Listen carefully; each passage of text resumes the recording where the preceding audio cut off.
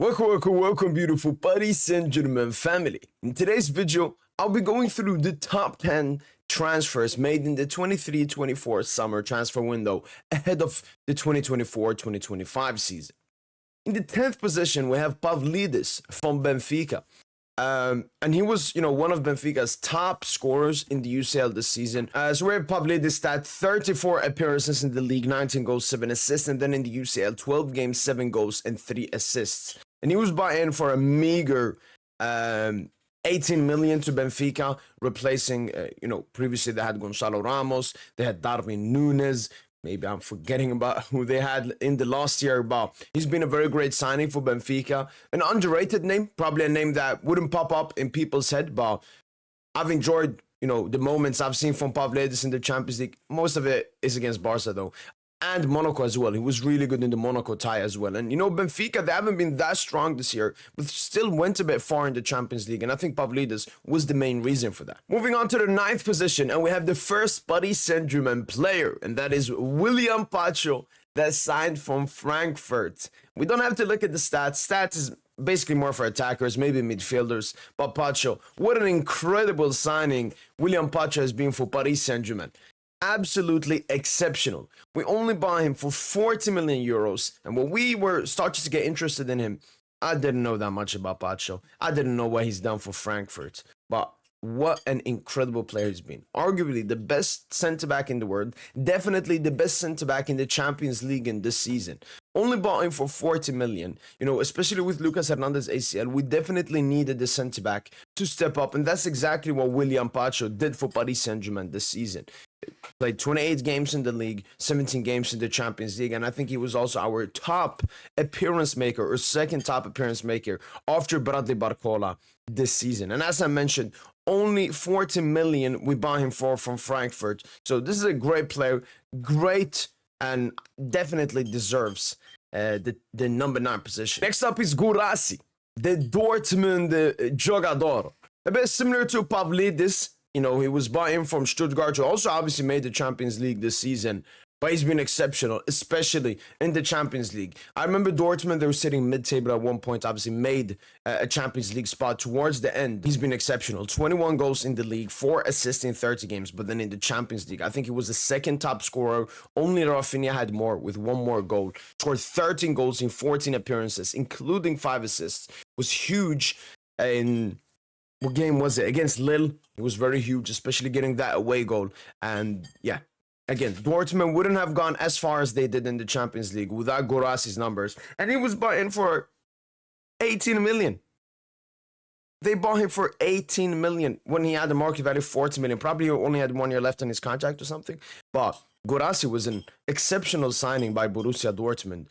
And once again, comfortably takes the 8th position. Second Paris Saint-Germain player is Désiré Doué, the gem from Paris Saint-Germain. What an exceptional signing Désiré Doué has been. We bought him for a little bit of an overprice in terms of his market value and so on. I believe we bought him for around 60 million euros, from 50 million plus 10 million in bonuses from Stade de Rennes this year.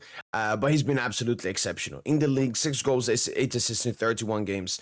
5 goals and 4 assists in the Champions League in 16 games. A lot of them obviously substitutes performances and so on. But Désiré Doué has been so good.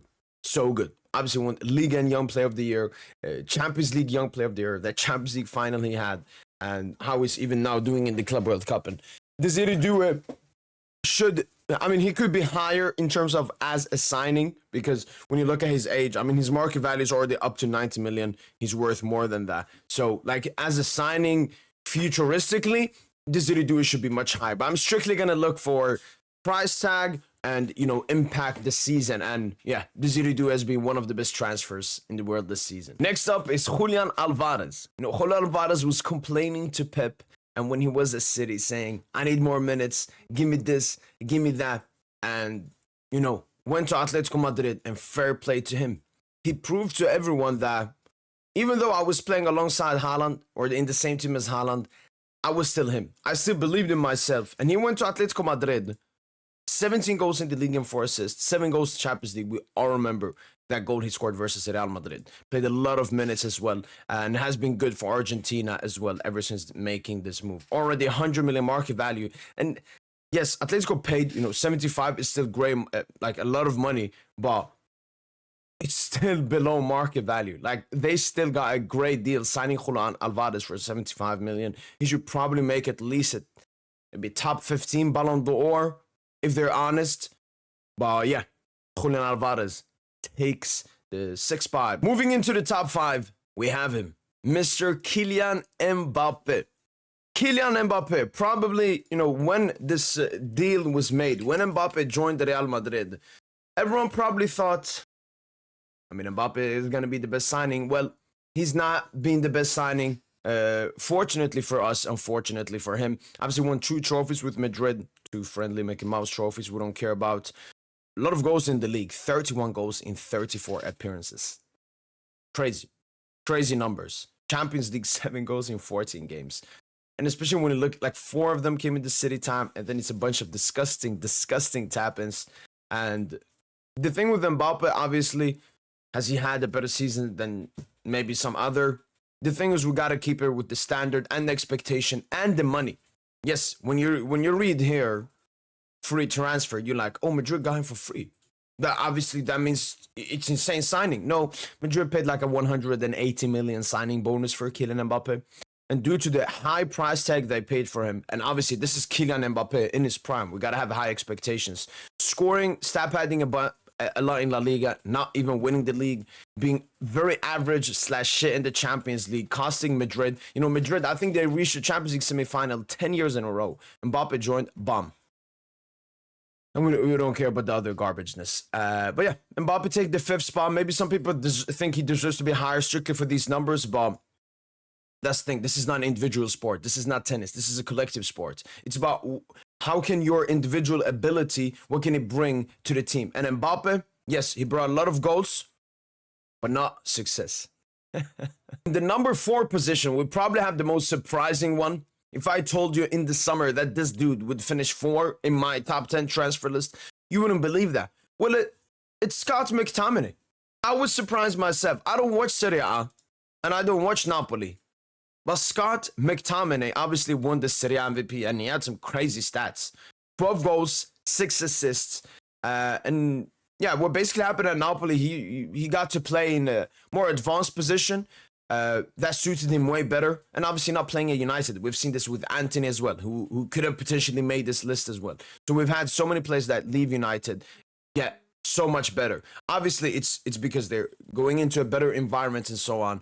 But then I also think that they've been so depressed, filled with anger at United. McTominay spent like 5 years at United, was through the academy and everything.